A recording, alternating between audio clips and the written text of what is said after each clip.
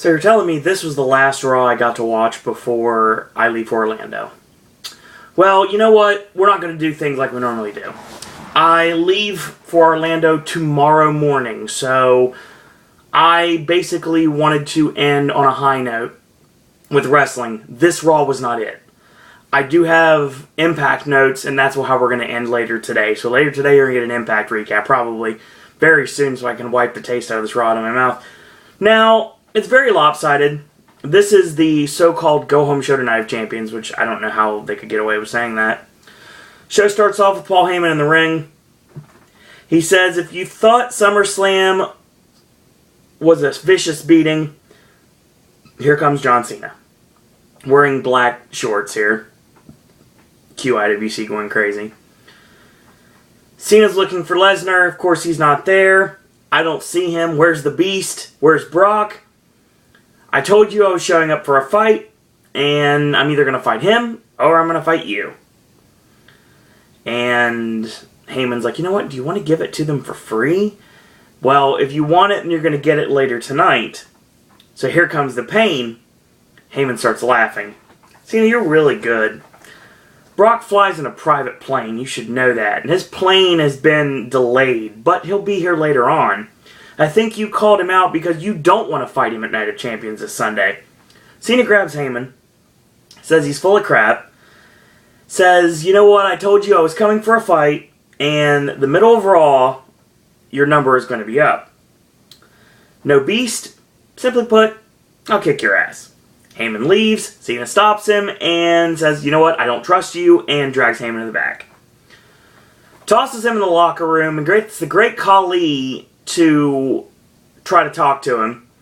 He even speaks Punjabi, or Punjab in this case. I don't know exactly what the correct pronunciation is. And Khali guards the door, so that's it. We open up with our first match. It is Chris Jericho against Kane. You know, I'll tell you, it was okay for what it was. I mean, it's fine. We pick it up. At the end of the match, Jericho is the face buster, goes for the lion salt. Kane grabs him by the throat, goes for a choke slam, gets countered. Kane charges in and hits an exposed turnbuckle that he, of course, set up his own demise. He untied the turnbuckle, and he gets drop toe holded into the exposed buckle. Jericho rolls him up 1, 2, 3. That's it. Simple to the point. It was just kind of there. Good match for Kane. Still hate his gear. Drives me insane. I did not mean to make that rhyme. No Randy Orton, so no progression for Randy Orton and Jericho in this. No running, nothing. Okay, we got a pay-per-view this Sunday. Remember that. Roman Reigns is in the back with Renee Young, and Seth Rollins wants to take credit. My plan is to basically punch him over and over again. Jack Swagger into Bo Dallas. Guess that's not going to happen at the pay-per-view now. And this match picks up, and the Bodog is countered, and a crucifix sunset into a sunset flip by Bo, 1, 2, and a kick out, and he picks the ankle, Patriot lock, Bo Dallas taps out. No storyline progression, no nothing. Babyface went over clean. Why do we care anymore? Paige and Nikki taking on AJ and Brie. This match was short, and Nikki pulls AJ off the ring apron, so Brie can't make the tag. And the Rampage is hit on Brie. 1, 2, 3, match over. Nikki gets in the ring, hits the rack breaker on her sister, and leaves her laying. Paige skips around the outside of the ring. In the ring, AJ skips around the outside of the ring. Storyline progression for AJ and Paige. That's fine. Don't care about what's going on with the Bellas. Bray Wyatt says everything that you believe is a lie, and just for fun tonight I'm going to fix the Big Show, and tells everyone, of course, to follow the buzzards, because that's what happens. Big Show and Bray Wyatt are in a feud now. Okay. So Paul Heyman's trying to talk some sense into Khali, trying to get him to make one phone call because he can't get any cell reception inside the locker room apparently.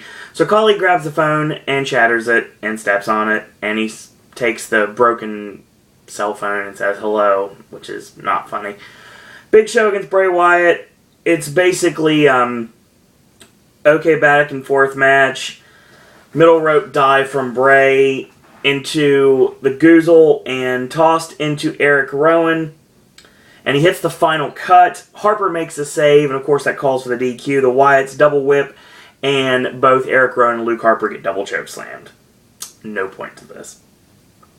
Sheamus and the Usos taking on Cesaro, Goldust, and Stardust. This match was good. I enjoyed it for what it was. We got all the way to the end, and I actually really liked the finish here. I like how we went down into finishers galore, basically. Double jump and duck the brogue kick. It's funny because Michael Cole calls Stardust Cody Rhodes in this match. Cesaro tags in, hits the Gotch style neutralizer. Uso makes the save. Super kick to Goldust. Toss Uso out to the floor. Super kick on Cesaro. Samoan suicide dive on Goldust, Stardust, and on the floor. So, of course, this allows for a tag in. Uso comes off the top. Samoan splash. 1, 2, 3. Cesaro loses. So, the challenger to the United States Championship on Sunday lost. Okay.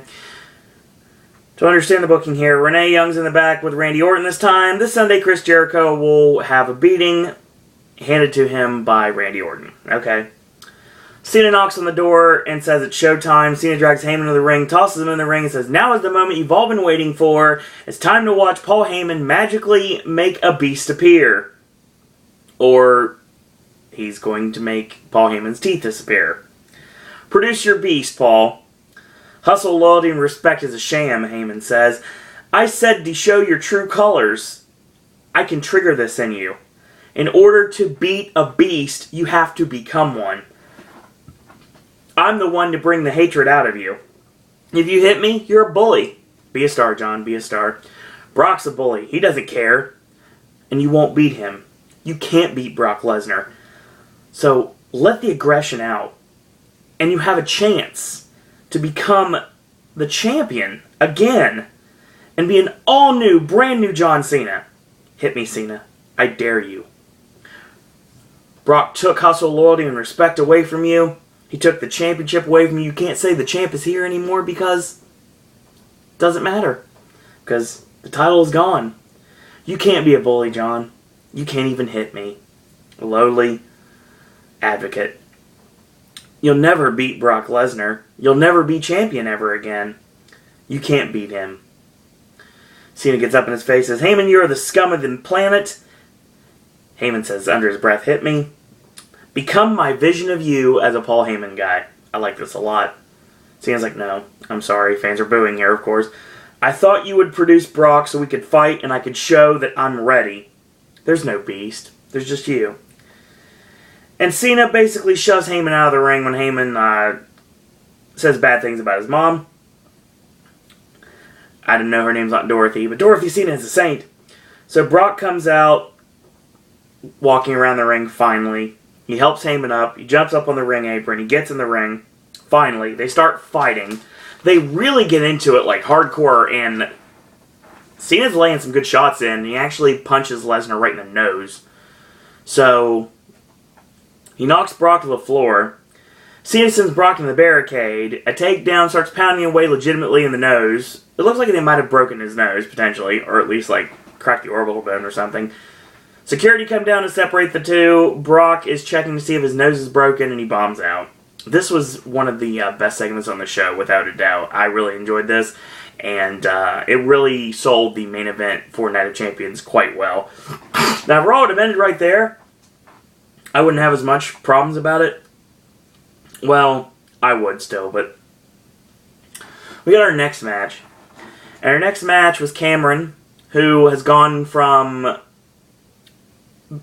being a student of Hogwarts to now she has an official house. She is now a Hufflepuff because she's wearing yellow and black plaid, facing her former Funkadactyl's partner Naomi. This match was short, and Whip In charges into a sunset flip. Naomi tries to lock in the spider twist, and she barely gets it on, and Cameron taps out. Okay. I do like her using the spider twist, though. It's actually a really unique maneuver that was created by Mariko Yoshida, in a superstar from the early 90s in All Japan Pro Wrestling. So yeah, that's something that I'd like seeing her use. A lot better than the rear view, which is nice to look at, but not much of a wrestling move. Mojo Rawley used the same thing. Go figure. Rematch from SmackDown. The match on SmackDown, I assure you, was a lot better. It's The Miz and Damien Mizdow taking on Dolph Ziggler and R. Ziggler. Dolph sporting his brand new shirt, which debuted on Shop today. So, basically, we get to the end. Sandow holds Dolph for the shot, and Dolph ducks. Sandow gets popped. Sandow pops The Miz and eats the zigzag, does The Miz 1, 2, 3, and Dolph Ziggler defeats The Miz clean in the center of the ring, and they're facing off the Intercontinental title. Again, tell me why I should care. Tom Phillips is in the back with Seth Rollins. Roman Reigns is nothing without me. He's a Neanderthal, and then says some pretty borderline racist terms, actually. I'm sure a lot of people are going to get on this. They finally reference the fact that Roman Reigns is Samoan, which is about time. And he calls him a rhino, and he calls him another thing. And he says rhinos are powerful but not smart. It's brains over brawn. I made Roman, and basically he says he'll break him. So we get our main event of the evening, which is Roman Reigns and Seth Rollins. The match that we're paying to see on Night of Champions on Sunday. Okay.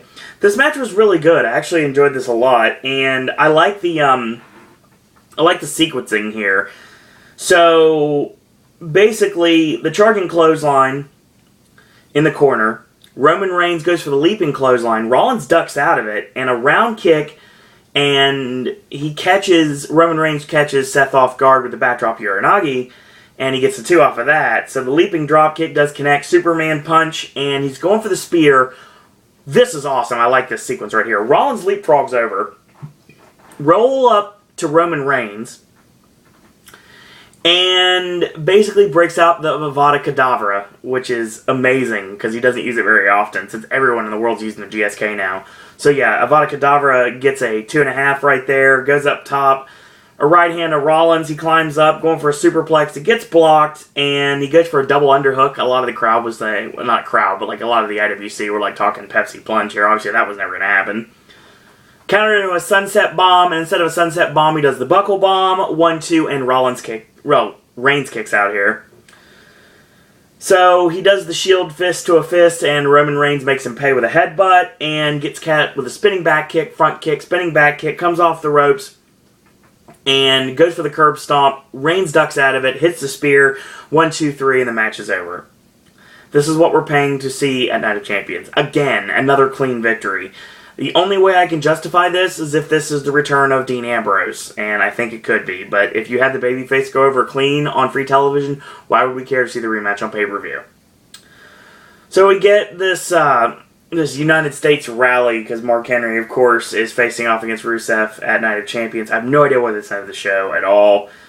So basically, Mark Henry is angry that he could not represent his country in the Olympics, so he's happy for second chances, and at Night of Champions he's going to shut Rusev and Lana up once and for all. He says he won't, no, he can't let us all down. Rusev and Lana come out, and Rusev and Henry finally start fighting. Henry eats the Muay Thai kick, the stomp, goes for the accolade, and he can't lock it on. So Mark Henry hits the hanging tree slam, which I haven't seen in a long time. The choke bomb, the Baldo bomb, depending on who's calling your match. Tosses Rusev over the top, and that's the end of that. This was a just poor edition of Raw. I'll state right now, this did nothing to make me want to take time out of my birthday when I'm going to be in Orlando to sit back and watch Night of Champions. I don't care about this event at all. This is something I'm not really giving any care about at this point. And I'm sorry this video is short, but there's really nothing to talk about. This Raw was just kind of abysmal. Hopefully there'll be something good to talk about when I come back, when October hits and we're back to WWE content again. I'm sorry I'm going to miss NXT, and I'm sorry I'm going to miss Impact, but yeah, I may actually still do No Surrender. I haven't quite decided yet. I may see if I can find a way to do that somehow. We'll check into that later. But yeah, this is not something I'm very happy to talk about. This was not a good Raw, and Jericho and Kane, like I said, it was okay. It was okay for what it was. Jack Swagger and Bo Dallas, like I said, why would you put the babyface over if they're going to continue the feud? It's all about the heel winning and the babyface finally getting over in the end. Paige and Nikki versus AJ and Brie, it was what it was. Big Show and Bray Wyatt, just plotting affair. Big Show's fine and all, but I really think they should do something else with Bray Wyatt at this point. The 6-man was good, but it seemed like something I'd be watching on SmackDown, something that most people would have missed on SmackDown. I didn't mind it for what it was, and it actually did one thing wrong, and that major thing wrong was the fact that obviously the challengers for the U.S. and Tag Team Championships in the 6-man tag were the losers in this match. So, again, you have Cesaro getting pinned by one of the Usos. So, obviously, you don't have Sheamus beat Cesaro, or you don't have the Usos over on Stardust and Goldust. But still, just not a very good edition of Raw at all. But I liked the match. It was good fast-paced action. Like I said, I love the build-up for John Cena and Brock Lesnar. It's been built up oh so well, and I'm looking forward to seeing the match at Night of Champions. I really want, honestly, at this point, I know a lot of people would probably have my head for this, but I think I want to see Cena win the title at Night of Champions. I don't think it's going to happen, but I think it'd be interesting if it did, and then have Seth Rollins cash in on him and solidify his spot at the top. He comes out on Raw Monday night with the WWE World Heavyweight Championship, and he feels 10 foot tall and bulletproof, and here comes Dean Ambrose out of the crowd, jumps him, and right away, we've got a program for the World Heavyweight Championship. I think that's actually a good idea, but who knows if we'll go that direction. I think Lesnar will probably retain. Cena's going to have to dig deep in order to beat Brock Lesnar if they don't still have the idea to put Roman Reigns over, which I'm still not sold on. I like the progression of the Miz and Dolph Ziggler feud, and I love that they're using R-Truth and Damian Sandow as parts of it. No reference to Awesome Truth tonight. I'm not exactly surprised at all. Roman and Reigns and Seth Rollins was a good main, but I mean, like I said, if you're going to give it away on free television, why would anybody want to watch it again on pay-per-view, especially when you have a clean victory for the babyface?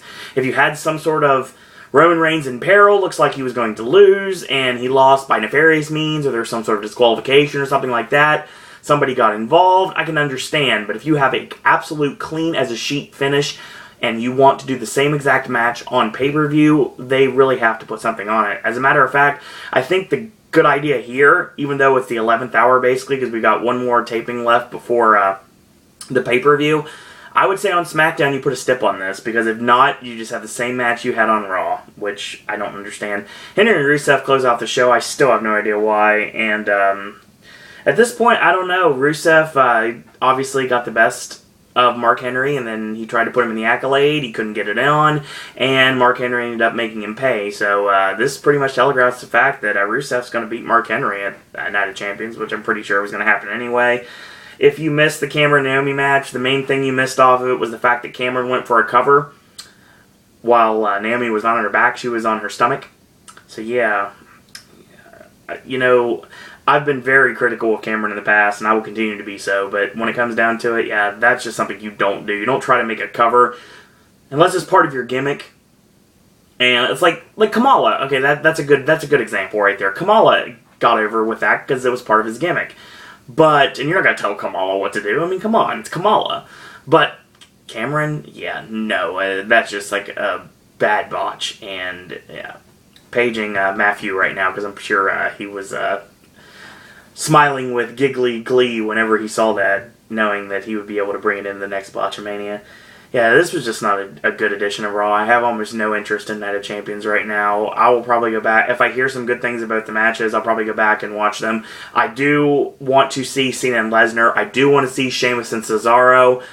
I do want to see Stardust and Goldust take the tag team titles, and I think they will. I want to see Dolph and The Miz. Oh, and I want to see a lot more than I thought I did. Rusev and Mark Henry. Okay, the show sound. I mean, by and large, the event itself did not make me want to buy the event if I had to. But yeah, watching it for like $10 on my laptop in a hotel room in Orlando is probably something that may happen. Who knows? Yeah, this was not a good edition of Raw, and there's really not much I can say more than that. So because of that fact, you will notice that there is one wrestling promotion that I've not talked about this week, and that's Impact Wrestling. And Impact Wrestling will be a old-fashioned review, because I really enjoyed the show. It was a go-home show to No Surrender, and I'll be talking about that tomorrow. So you will get one last wrestling recap while I will be legitimately in the air flying down south 2 hours and 15 minutes away to Home Sweet Home, Orlando, Florida. So I'll do one more video, and obviously I will do a video, a vlog, to talk about what's going to happen when I finally touch down in Orlando. What awesomeness is coming my way. What about Halloween Horror Nights, and staying at Cabana Bay Beach Resort on Universal property for the first time. My want to see Diagon Alley, and obviously Disney World with my dad and my stepmom. So it should be fun. So we'll talk about that later. So sorry it's such a short video. It's about 20 minutes shorter than it normally is. But yeah, these kind of Raws can't really talk about much. And NXT was totally missed on tonight's show. And now I've said that, it'll probably show up on SmackDown, which I'm not even going to be able to see this weekend. Because when SmackDown's on, I'll be at Halloween Horror Nights. So there. So in the meantime, if you like these videos, tell your friends about them, leave a comment, do subscribe, help spread the word about Pop. If you haven't yet, go to Facebook and click like on that Facebook fan page. It is Sir Owen Disney Pop. If you'd like to follow me on Twitter, it's at Sir Owen Disney. If you'd like to send me a regular friend request on Facebook, it's Owen Disney. Or if you'd like to just chat wrestling with me, or Disney or Universal, or you want to send me birthday wishes. Yes, my birthday is coming up this coming Sunday, the 21st of September. Night of Champions pay-per-view night is actually my birthday. So if you want to send me birthday well wishes, you're more than welcome to do so. My email is siroandisney@gmail.com. So in the meantime, like I said, I apologize for the short video. Impact video, I know you're not, if you're not TNA fans, it probably won't make it up to you guys, but I'll make it up with a longer video tomorrow. But in the meantime, thank you guys and girls out there for watching. And until tomorrow, boys and girls, that's all I got to say about that.